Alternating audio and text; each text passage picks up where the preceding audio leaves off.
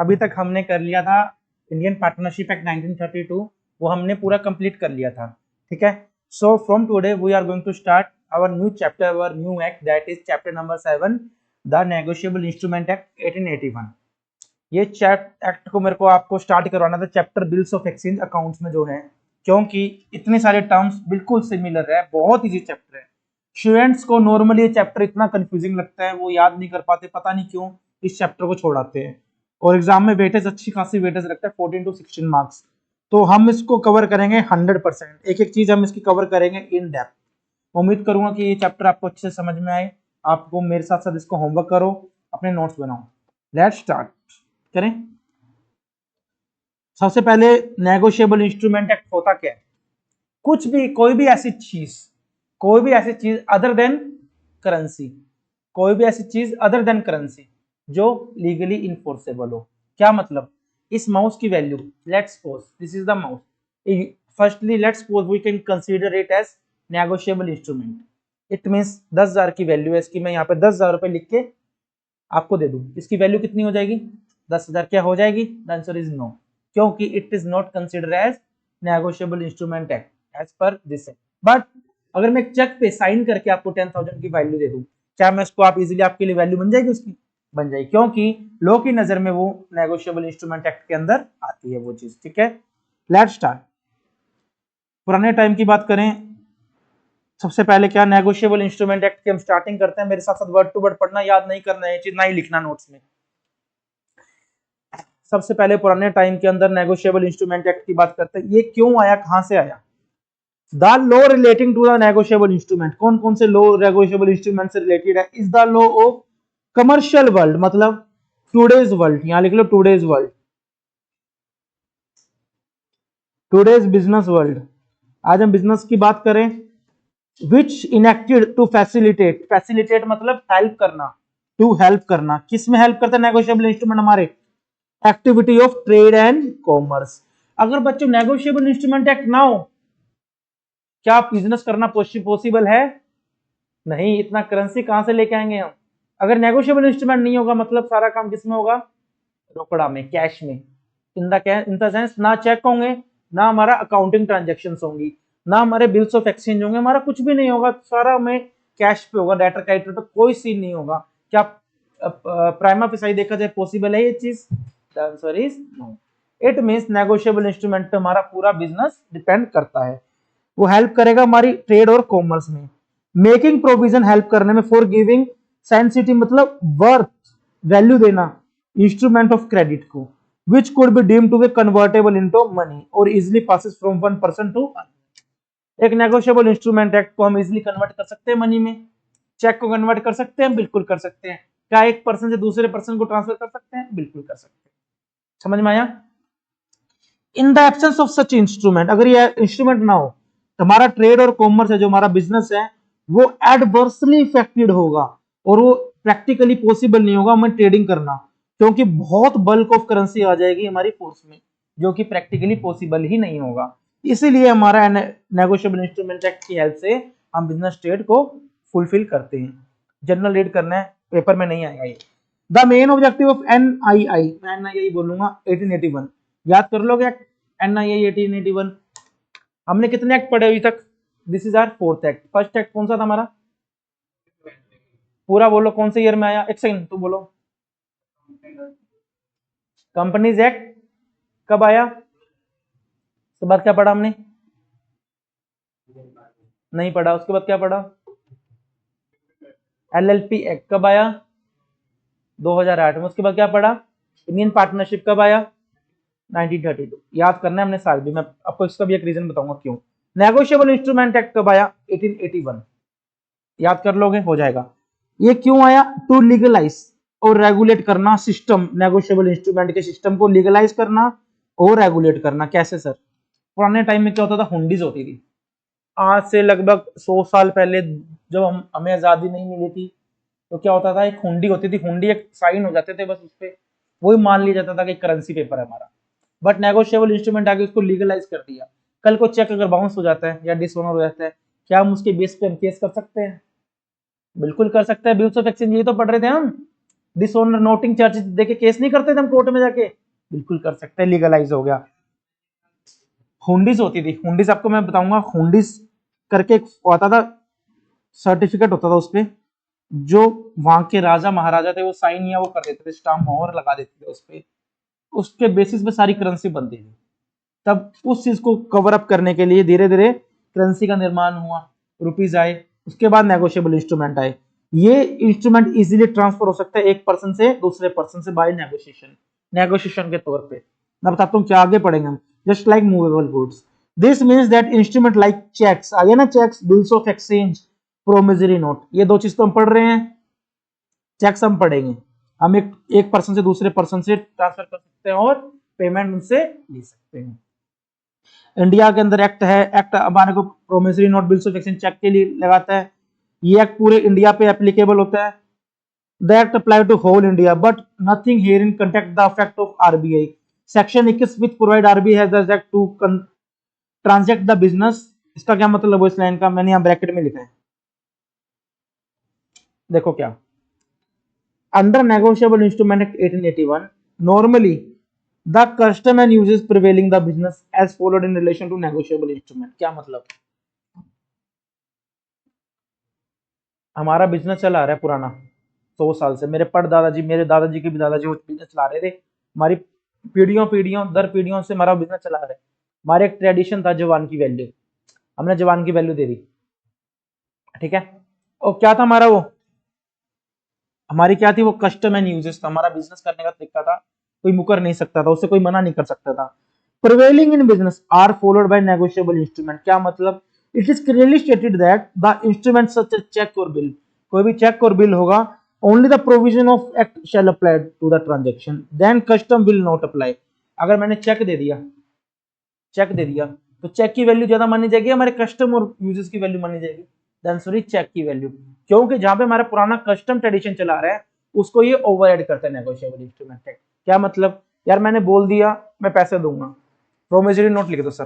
Promissory note क्या होता है, रिटर्न ओथ होती है, रिटर्न कसम होती है कि मैं आपको इस डेट को पैसा दूंगा, वो मत लिखो, कसम खा लो, बस हमारे बिजनेस का तरीका है।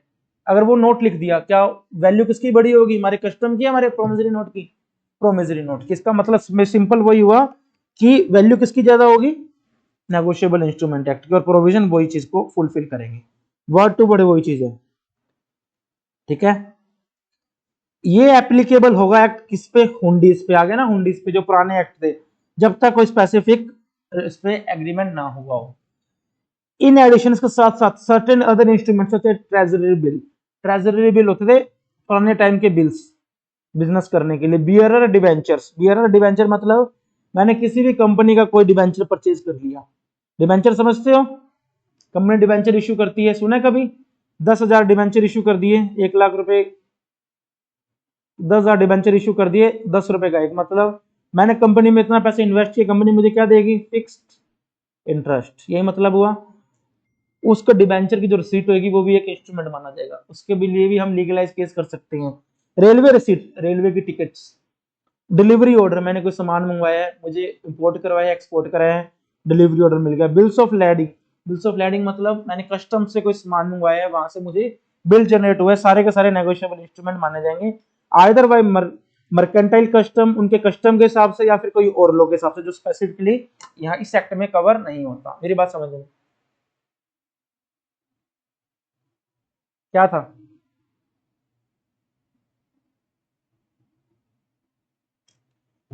क्या चीज थी, देखो मैंने आपको, पारस को मैंने सेल किया 1 लाख रुपए का सामान, पारस मैंने आपको इनवॉइस काट दिया, आपने मुझे कैश में पेमेंट कर दी, लेट्स सपोज मैंने आपको सामान नहीं बेचा, आपने आपसे पैसे ले लिए, सामान आपको अभी तक भेजा नहीं है, क्या आप उस चीज पे मेरे पे केस कर सकते हो उस बेसिस पे, क्यों, नेगोशिएबल इंस्ट्रूमेंट तो है ही नहीं इसमें कोई, इट मींस कर सकते हैं सर, स्पेसिफिकली लिखा है अदर इंस्ट्रूमेंट, उसको भी क्या माना जाएगा, नेगोशिएबल इंस्ट्रूमेंट। उसमें क्या आ गया, ट्रेजरी बिल्स, बियरर डिबेंचर, और भी बहुत तरह की चीजें, ठीक है।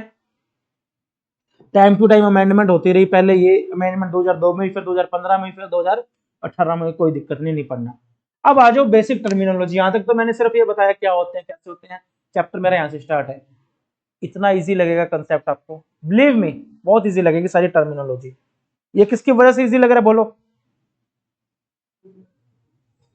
बिल्स ऑफ एक्सचेंज की, तभी मैंने पहले वो करवाया। आप अब देखो, सिर्फ इधर देखना,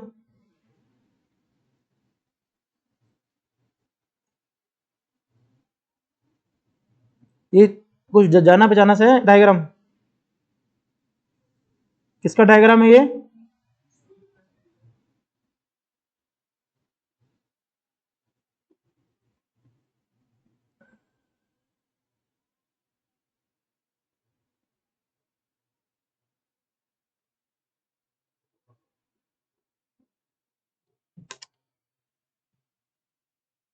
पूछना है किसी ने कुछ? चले, अब इसने ड्रॉ किया, ये क्या हो गया? किसकी फेवर में ड्रॉ किया, किसके अगेंस्ट ड्रॉ किया? अब क्या इससे क्या बताऊं यार आपको, ये देखो सेकंडों में समझ में आ जाएगा। ड्रॉअर कौन होता है? हु क्रिएट्स और ड्रॉ द इंस्ट्रूमेंट, जो क्रिएट करता है या ड्रॉ करता है। He gives the order to pay a certain amount. मैं मिस्टर ए ऑर्डर देगा ना उसको बी को कि तेरे को 1 लाख रुपए देने हैं फलाना डेट को, उसने ऑर्डर दिया। Example A writes a cheque, A is a drawer. हम एक कोई एग्जाम्पल लेके चलते इसमें, साइमल्टेनियसली दोनों एग्जाम्पल कवर हो जाएंगे। किसका एग्जाम्पल लेके चलते हैं बच्चों? किसका?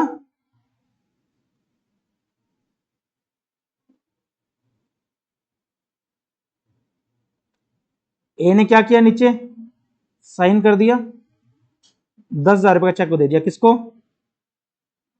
बी को दे दिया। ऐसा समझ में आया? अब ये साइन किसने किया, चेक किसने बनाया? ए ने बी को, तो बी ड्रॉअर कौन हुआ?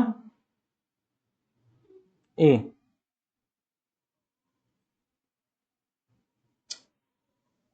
पर एक बात समझो, अब इसमें ए ने साइन किया, ए ने साइन किया किसकी फेवर में? मैंने सतीश को चेक काट के दे दिया। अब वो बताओ इसमें ये चीज कहां पे आई? मैंने ऑर्डर किसको दिया? He gives the order to pay certain amount, किसको दिया? बैंक को। ड्रॉई कौन हुआ इस केस में? सतीश हुआ या बैंक हुआ? जो पैसा देगा वो ड्रॉई होगा। सिंपल शब्दों में, जो पैसा देगा वो ड्रॉई होगा। जो जिसके ऑर्डर में पैसा देगा वो ड्रॉअर होगा, जिसको पैसा मिलेगा वो पेई होगा। सिंपल समझ में आया? शीश को मैंने चेक काटा, ऑर्डर किसको दिया? प्रखर नाम के बैंक को, भाई इसको और पैसे दे दियो। मैं ड्रॉअर, आप ड्रॉई, ये पेई। प्रखर को चेक काट दिया सेल्फ नाम से, प्रखर पैसा दे, किसको दे? मेरे को दे। मैं ड्रॉअर, पेई कौन? पेई भी मैं, ड्रॉई। ये तीनों चीज में मैंने बिल्स ऑफ एक्सचेंज में करवाई थी चीज। 2 पार्टी भी हो सकती है, 3 भी हो सकती है। चले, ड्रॉई कौन होगा? जो पैसा देगा। बैंक कौन है इसमें? दोनों लाइन समझ में आ गई? इजी लग रहा है? अब थर्ड, एक्सेप्टर। आ जाओ, एक्सेप्टर कौन है भाइयों इसमें? बिल से किसने एक्सेप्ट किया? ए ने ड्रॉ किया, भाई मैंने तेरे से 1 लाख रुपए लेने हैं, 1/4 को कर रहा हूं, 4 जून को आगे मेरे को पैसे दे दियो, डेट ऑफ मैच्योरिटी है। ठीक है भैया, मैं एक्सेप्ट करता हूं आपकी चीज, आई एम द एक्सेप्टर। इसमें कौन है? बैंक कौन? बैंक हुआ उसमें एक्सेप्टर। प्रखर बैंक थे आप। वैन द ड्रॉई, ड्रॉई कौन हुआ? बैंक और मिस्टर बी। एग्री टू पे, हाँ मैं तैयार हूं तेरे बिल में जो पैसा देने के लिए स्पेसिफिक डेट को, तो मैं कौन हो गया? एक्सेप्टर। तीनों चीज समझ में आ गई? पे कौन हुआ? इसको पैसा मिलेगा, मिस्टर ए को मिलेगा बिल्स ऑफ एक्सचेंज में। चेक में किसको मिलेगा? मिस्टर बी को। मिस्टर बी हो गया। यहां पे आया समझ में दोनों एग्जांपल में? पूछना है किसी ने कुछ? मजा आ रहा करने में? होल्डर कौन हुआ? अब आ जाओ, होल्डर और होल्डर इन ड्यू कोर्स, बड़ा ही अच्छा कंसेप्ट है।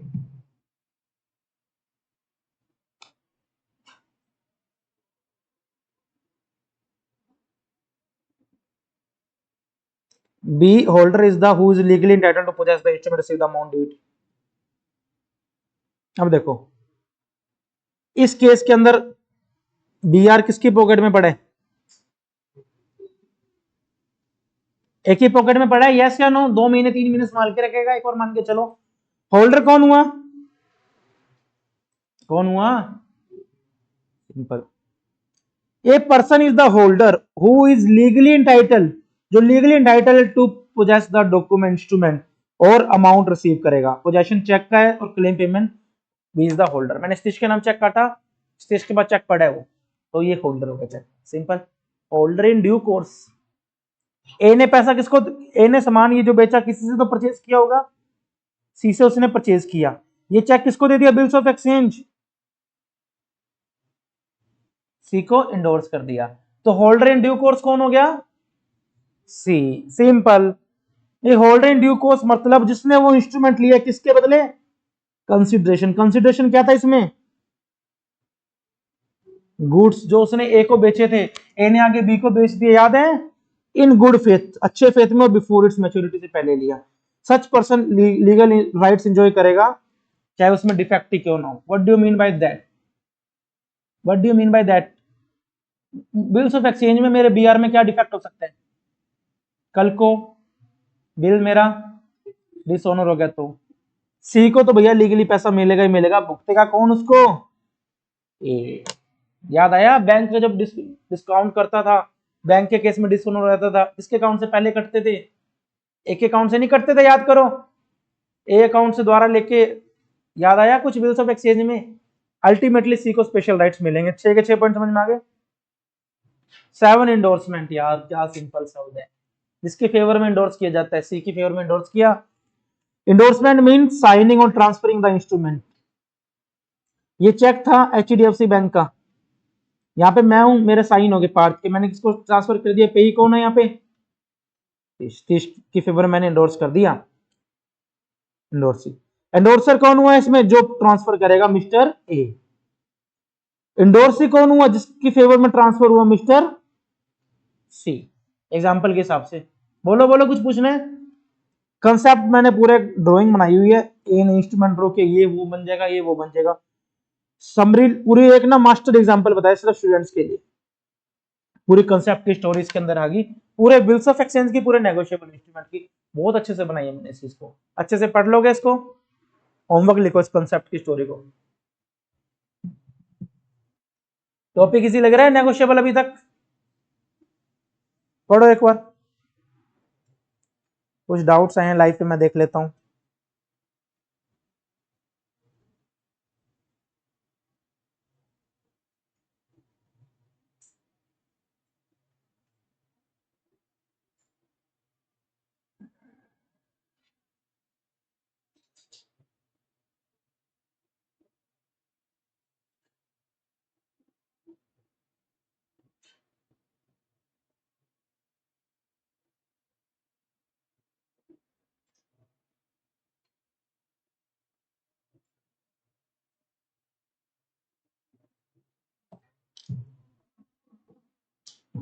चलें, अब मेरा पेपर वाला मटेरियल यहां से स्टार्ट हो गया। अभी तक मैं पेपर वाली कथा नहीं पढ़ रहा था, सिर्फ आपको वार्म अप दिया था। वार्म अप मैंने थोड़ा सा फास्ट किया क्योंकि हम बिल्स ऑफ एक्सचेंज में टर्म्स पढ़ चुके हैं। ये नहीं है कि मैंने बिल्कुल ही नहीं समझाया, पर हम टर्म्स पढ़ चुके हैं। किसी ने कुछ पूछना है तो अगर कुछ नहीं पूछना, नोट्स बना लोगे, किसके बनाओगे, अभी तक मैंने क्या करवाया, इसके मत बनाने बैठ जाना, ट्रेड कस्टम वाले, ये सिर्फ समझाने के लिए है। नोट्स आप स्टार्ट करोगे सिर्फ यहां से, इंट्रोडक्शन से, ठीक है, समझने के लिए है सिर्फ। ये भी मेन हमारा पेपर यहां से स्टार्ट होगा, मेन मेरा यहां से स्टार्ट होगा। चलें,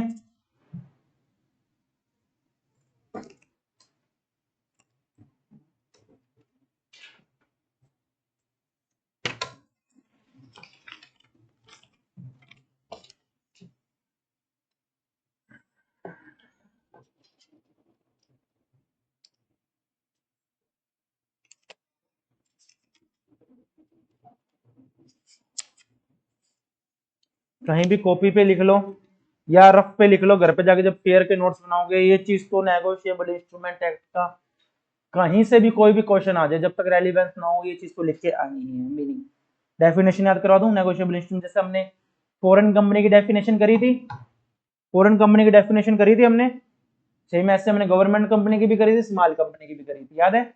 उसी तरह हम नेगोशिएबल की इंस्ट्रूमेंट की भी डेफिनेशन याद करते हैं। चलें, लिख लो मेरे साथ साथ चार्ट की फॉर्म में।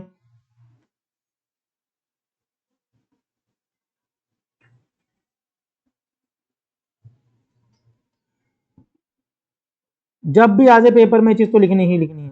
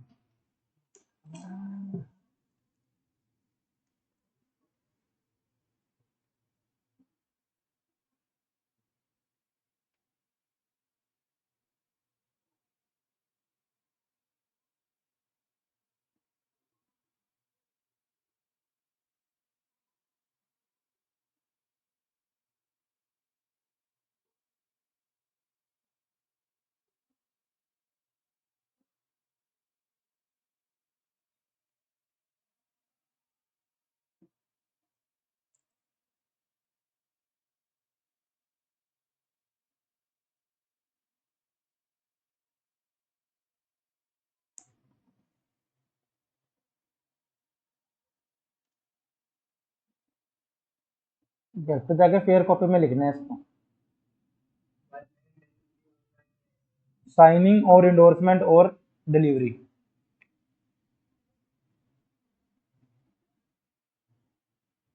इतनी सी डेफिनेशन है, हर चीज में आनी चाहिए, 3 लाइन की बनेगी फॉर्म की तरह। वैसे मेरे को लिखवाने की जरूरत नहीं थी, बहुत इंपॉर्टेंट है तो मैंने करवा दी। करें, मेरे साथ साथ पढ़ो please. Negotiable instrument means an instrument which can be freely transferable from to another person by mere delivery और एक्चुअल साइनिंग और एंडोर्समेंट और actual delivery. What do you mean by that? Mere delivery मतलब मोहित को मैंने draw किया, मान गया मोहित की फेवर में, मैंने बिल्स ऑफ एक्सचेंज ड्रॉ कर लिया, डिलीवरी होगी, मैंने साइन करके दे दी, ऑटोमेटिक डिलीवरी होगी। सेकंड, मैंने चेक दिया, साइन करते ही हाथों हाथ डिलीवरी होगी साइन की, चेक की। थर्ड, एंडोर्समेंट, किसी और की फेवर में ड्रॉ कर दिया, मोहित ने आगे बिल्स, डिलीवरी होगी। फोर्थ, मैं जाके खुद उसको एक्चुअली डिलीवरी करके। ठीक है, बताओ प्रखर जल्दी से डेफिनेशन बताओ। मींस कौन मींस? इंस्ट्रूमेंट, एक्ट नहीं, negotiable instrument means an instrument which is freely transferable from one person to another by mere delivery और actual signing and endorsement और delivery। बस इतना सा करना ही करना है, चीज हो जाएगा। यहाँ पे मैंने ब्रैकेट के अंदर और इजी बनाने के लिए बताया, बहुत अच्छे से नोट्स बने हमारे। Negotiable instrument means an instrument which is freely transferable from one person to another by mere delivery or by signing endorsement and delivery। The word instrument मतलब कोई भी डॉक्यूमेंट, इंस्ट्रूमेंट का मतलब ये मत समझ लेना म्यूजिकल इंस्ट्रूमेंट्स या कुछ अलग चीज, इसका मतलब होता है एक डॉक्यूमेंट लीगल हमारे लॉ की फॉर्म में। ठीक है, ये चीज याद नहीं करनी, ये वाली जो ब्लू हाईलाइट से किया है वो चीज याद नहीं करनी, बोलो ठीक है। But the property in such instrument passes to bona fide transferee for value. कहने का क्या मतलब, मैंने बी आर ड्रॉ किया, बी आर क्यों ड्रॉ किया? मैं बैठे बैठे तो बी आर ड्रॉ नहीं कर सकता, बदले में मैंने कुछ आपको ट्रांसफर किया हुई होनी चाहिए कोई चीज। ए ने क्या ट्रांसफर किया था बी को? 1 लाख रुपए के गुड्स, तभी तो हुआ था। The person who received it honestly in good faith and gives value for money something in return. Mister B को मिला, ऑनेस्टली उस चीज को एक्सेप्ट करे और बदले में कुछ दे और become the real owner of that women, उस ओनर का रियल ओनर बन जाए। ठीक है, गुड फेथ। मेलाफाइड बोनाफाइड दो होते हैं। मेलाफाइड मतलब नियत खराब या उसकी नियत साफ नहीं है, उसने कुछ ना कुछ आपसे चीटिंग करनी है। बोनाफाइड मतलब गुड फेथ, उसकी नियत साफ है, इंटेंशंस अच्छी है। All right, all clear. Section जो नेगोशिएबल इंस्ट्रूमेंट होगा, स्पेसिफिकली कोई टर्म डिफाइन नहीं करता कौन से इंस्ट्रूमेंट नेगोशिएबल होते हैं। यार इतने तरह के होते हैं, पूछो ही मत। कैसे सर? आज आप गाड़ी लेने गए, गाड़ी का इनवॉइस, कोटेशन सारे क्या है? इंस्ट्रूमेंट ही तो है। बट नेगोशिएबल इंस्ट्रूमेंट कहीं डेफिनेशन कहीं डिफाइन नहीं है कि होते कौन कौन से हैं। बट सेक्शन 13 जो नेगोशिएबल इंस्ट्रूमेंट एक्ट 1881 का, section 13 of negotiable instrument act 1881 का डिफाइन करता है there are 3 kinds of negotiable instrument. First is, second, third cheques payable to either or order to bearer. समझाऊंगा क्या होते हैं, इजी लग रहा है अभी तक? चलो पढ़ते हैं आगे। Some other instrument are also called negotiable instrument, कुछ और बोला जाता है बट सेक्शन 13 उनको डिफाइन नहीं करता। This called hundi, treasury bill हम पढ़ चुके हैं, bill of landing, bearer receipts etcetera etcetera, railway receipts. Okay, in business people freely transfer this document from another one person to another. Cheque मैं किसी मेरे अकाउंट का चेक मैं किसी और की फेवर में ट्रांसफर कर सकता हूँ, सतीश की फेवर में कर सकता हूँ, दिव्यांश की फेवर में कर सकता हूँ, इसलिए ट्रांसफर कर सकता हूँ। In business so they are also separate negotiable instrument either by mercantile custom or uses. कैसे भी तरीके से हम इसको एक्सेप्ट कर सकते हैं नेगोशिएबल इंस्ट्रूमेंट, चाहे हमारे ट्रेडिशन के हिसाब से, चाहे हमारे एक्ट के हिसाब से। समझ में आया? ये देखो पुराने टाइम के होते थे negotiable instrument, cheque, bills of exchange, promissory note. Promissory note की देखो, ऑन सितंबर 30 सितंबर 2024, विजिबल है सबको। I promise to pay to Mister John Doe the sum of 5, क्या लिखे हैं, $50,000 with interest of 8% per annum. नीचे साइन किसके हैं? ड्रॉवर के हैं, ड्रॉई के हैं? ड्रॉवर के हैं, ड्रॉई के हैं?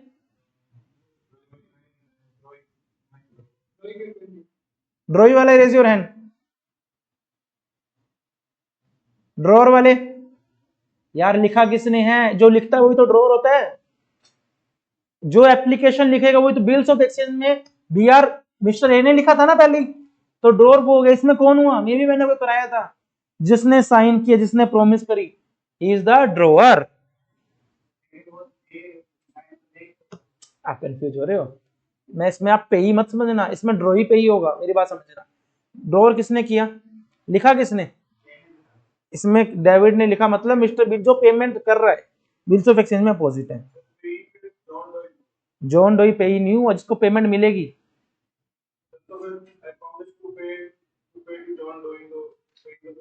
हाँ जॉन डोई, सॉरी, हाँ यार ये मिस्टर ए है, ये मिस्टर बी। अब समझ में आ गया? जॉन डोई जून डोई मेरे समझ में कम आया थोड़ा, अब सिंपल समझ में आ गया। जॉन डोई के फेवर में हुआ है, डोई हो गया। बोलो किसी ने कुछ पूछना है?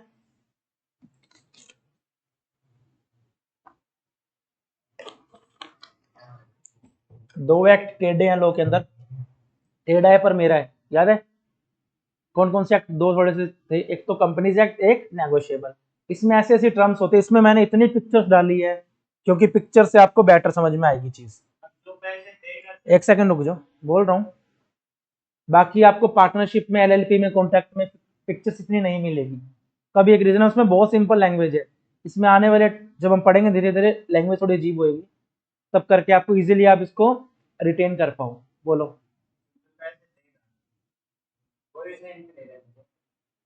प्रोमिसरी नोट में वो करेगा, वो भी कर सकता है जिसको पैसे मिलने हैं, बट मैंडेटरी नहीं है। याद है मैंने बिल्स ऑफ एक्सचेंज में लिखवाया था, द फीचर्स में लिखवाया था, must be sign by the drawer. जो साइन लिखेगा उसको जरूरी होते हैं।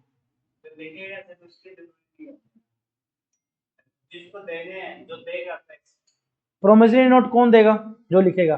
प्रोमिसरी नोट होता क्या? प्रो नोट होता है, कसम होती है, मुझे कसम खा मैं पैसे दूंगा, फिर मैं कसम खाता हूँ, लिख के बता, मैं ऐसे करके। याद है मैंने एक नोट का एग्जांपल दिखाया था, गवर्नर वाला। कहाँ है गवर्नर का नोट? मैंने यहाँ पे लगाया हुआ है, इसमें देखो क्या लिखा हुआ है, मैं धारक को 100 रुपए अदा करने का वचन देता हूँ। नीचे साइन देखो, क्या तुम्हारे साइन होंगे 100 रुपए तुम्हें मिले हैं? तो मन तो बहुत है करने का ना, नहीं, गवर्नर के साइन होंगे। यस, समझ में आया? बिल्स ऑफ एक्सचेंज में जो ड्रॉ करता है उसके साइन होने हैं पहले, बिल्स ऑफ एक्सचेंज में दोनों पार्टीज के होने हैं।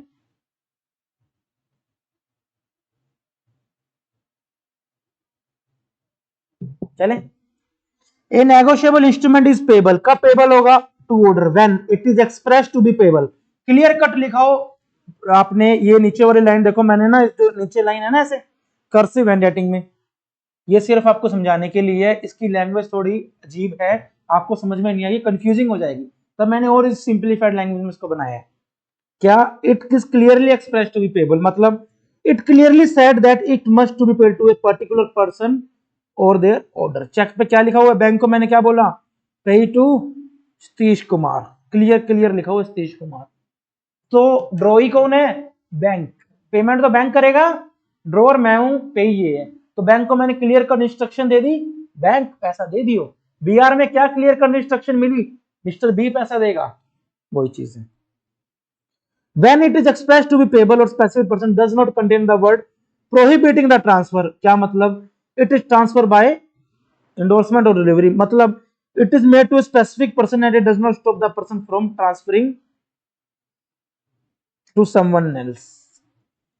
क्या होता है? एक स्पेसिफिक पर्सन को मिलता है। चेक की बात करें तो, और चेक आगे ट्रांसफर भी आप नहीं कर सकते। आप उस चीज को मिला है, वो आप मोहित को ट्रांसफर नहीं कर सकते। मैं कर सकता हूँ, बिल्कुल कर सकता हूँ, चेक मेरा, बट सतीश नहीं कर सकता। और बिल्स ऑफ एक्सचेंज में इजीली हो सकता है, तो इसमें प्रोहिबिट भी होगा ट्रांसफर, चेक की बात करें, और बिल्स ऑफ एक्सचेंज में आप इजीली ट्रांसफर भी कर सकते हो किसी भी पर्सन को, कोई दिक्कत नहीं है। ठीक है, ये देखो दो तरह के चेक होते हैं। सिंपल शब्दों में, पहला स्टेट बैंक ऑफ इंडिया का चेक है, ठीक है, रियल लाइफ का चेक है, वैसे इसने बनाया हुआ है। रोई एंग करके कोई लड़का था, लड़की ने, मुझे पता नहीं समझ में आ रहा कौन है ये भाई या बहन, ठीक है, जो भी है। इसको मैंने क्या किया? सपोज करो मैंने मेरे चेक पे साइन कर दिया, लेट्स सपोज पार, आई एम द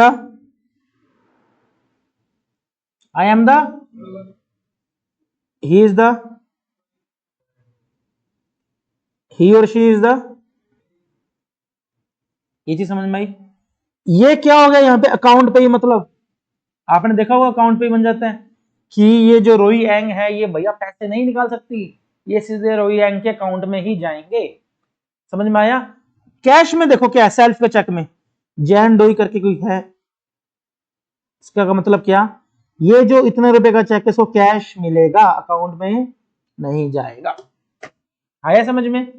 सेल्फ नाम का चेक होता है, आपने देखा होगा कि अकाउंट से विड्रॉ किया है, बाया चेक विड्रॉ किया किसी ने? आजकल तो एटीएम आ गया यार, वाया चेक किसी ने विड्रॉ किया तो सेल्फ का चेक लगता है, तब करके आप विड्रॉ कर सकते हो। ठीक है,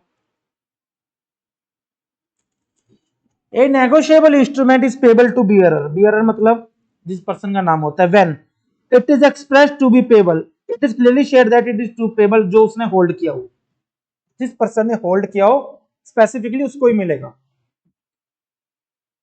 इसमें किसको मिलेगा? फर्स्ट केस में, फर्स्ट केस में किसको मिलेगा? रोई एंग को। सेकंड केस में यार जिसके पास जिसने होल्ड करके उसको मिलेगा। मेरी बात समझो, मैंने दो चेक काटे, एक तो सतीश के नाम काटा अकाउंट पे करके, एक मैंने काटा सेल्फ के नाम कि मेरे को अकाउंट से पैसा विड्रॉ करने। मेरी बात समझ गए? अब जो सतीश का चेक है वो किसको ही मिलेगा? सिर्फ स्पेसिफिकली सतीश को पैसा। उसके पास तो मैंने 10,000 का चेक सेल्फ का काटा, वो किसको मिलेगा? किसी को भी मिल सकता है। आप जाओगे आपको मिल जाएंगे, आप जाओगे आपको मिल जाएंगे, आप जाओगे आपको मिल जाएंगे, वही तो चीज है। Where the only instrument, when the only or last endorsement means signing of the instrument on the instrument is blank, the person who possessed it can demand for the payment। अगर वो चेक ब्लैंक है, मतलब self लिखा हुआ है उस check पे, तो इजीली जो पर्सन के पास है वो उसको होल्ड करा हुआ है, उसको पैसा मिल सकता है। लास्ट लाइन क्या लिखा? The last only signature on the instrument is blank endorsement, meaning the person who signed it without naming anyone. मैंने किसी का नाम थोड़ी ना लिखा वहां पे। दिस इज मेक पेबल, किसको मिलेगा? जिसने उसको होल्ड कर रखा है और वो पर्सन उस पैसे को क्लेम कर सकता है। For example, a cheque made payable to a specific person, that cheque is endorse by signing on the back of the cheque by that specified person. वो चेक उसको इंडोर्स भी कर सकता है। आजकल इंडोर्समेंट वाला कंसेप्ट बहुत खत्म सही हो गया, पहले चलती थी चीजें। ठीक है, कैसे? मैंने सतीश को चेक दिया, सतीश को आगे किसी मोहित को पेमेंट करनी थी, ये क्या करेगा? उसी चेक के पीछे मोहित का अकाउंट नंबर लिख देगा। आजकल ये कंसेप्ट खत्म हो गया, इसमें फ्रॉड बहुत होते। किसी को लॉस चेक मिल गया, वो अपने अकाउंट में फेवर में करवा ले, एंडोर्स करवा ले। पहले का टाइम के चला आ रहा है, हम कर रहे हैं इसको। ठीक है, payable to order, payable to bearer बहुत सिंपल है। पेबल टू ऑर्डर मतलब money will be paid to a specific person, जिसका नाम लिखा हुआ है। किसका नाम लिखा हुआ था? सतीश का। जो पर्सन इजीली ट्रांसफर कर सकता है, पेमेंट जिसका नाम लिखा। बियरर मतलब मनी पेड जिसको मिलेगा, बियरर जिसने होल्ड कर रखा है specifically. No need to write, नाम लिखने की जरूरत नहीं है, सेल्फ का चेक है, किसी को भी मिल सकता है। एसेंशियल कैरेक्टरिस्टिक्स पढ़ें। It must be in writing, properly sign, freely transfer, free from defect transfer, any number of time, कितने मर्जी बार उसको ट्रांसफर कर सकते हो। उसके बाद अनकंडीशनल प्रॉमिस होना चाहिए। याद है मैंने करवाया था, कंडीशन नहीं होनी चाहिए 2 महीने बाद आए भैया और पैसे दे, नहीं तो मैं चेक नहीं देता, ऐसे की कंडीशन नहीं होनी चाहिए। टाइम होना चाहिए स्पेसिफिक, पे मस्ट बी सर्टेन, पता होना चाहिए हमारा पे कौन है, शुड भी डिलीवरी होनी चाहिए। यहां तक कराओगे? ये तो मेरी हल समझाने की जरूरत नहीं है, समझाने की जरूरत है राइटिंग में होना चाहिए, कोई जरूरत नहीं है, कर लोगे नोट्स में। यहां तक ज्यादा नहीं करवाया, बिल्कुल छोटा सा स्टार्टअप ही दिया है। कल हम पढ़ेंगे प्रोमिसरी नोट, हमारा सेक्शन नंबर 4 से करेंगे, ठीक है? बहुत मजा आएगा करके, प्रोमिसरी नोट बहुत अच्छा दिया हुआ है, ठीक है? हमारी नेगोशिएबल इंस्ट्रूमेंट की क्लास आज की यहीं समाप्त होती है, यहीं कंप्लीट होती है। हम पढ़ते हैं economics. Thank you so much, मिलते हैं नेक्स्ट क्लास में।